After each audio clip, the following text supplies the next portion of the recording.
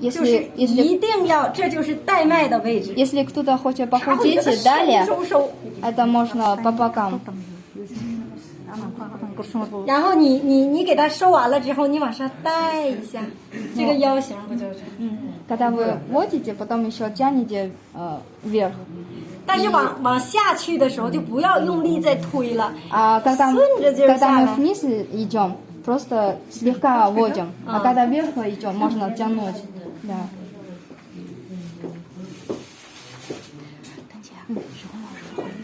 我有个合同特别重要，我先改一下，改天再来。好嘞，好嘞。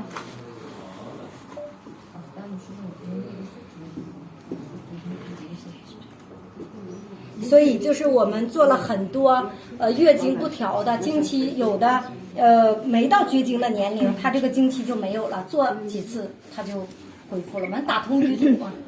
У кого нерегулярная менструация, у кого ранее свой возраст закончили менструации, такие люди, они получат несколько процедур, они могут восстанавливать. Если есть камни в желчном, почках, это показано? 他说，如果要是有那个胆呐、然后肝呐、这些有问题的，这个可以做。你得看它胆呢、肝呢是什么问题。就像我刚才讲的，如果出现了很多重大的问题，我们不做。但如果说有一点疼、肝胆不舒服的，是正常的。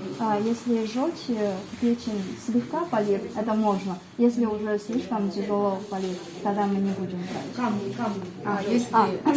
那个胆汁里有结石的。可以。можно.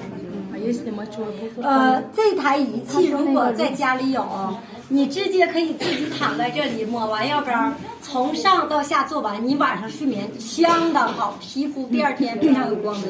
У кого дома есть вот этот аппарат, они могут сами делать сверху вниз, и после этой процедуры у вас сон будет очень хороший. Щитовидная железа. 脖子不用，就是从这个淋巴这种我可以肩。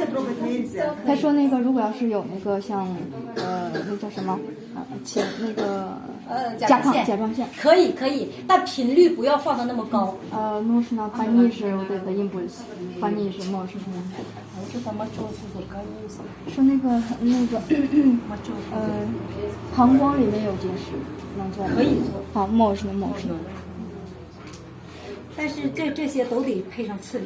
Но у кого камень в желчи, мочевого пузыря, обязательно нужно вот это попить цилида.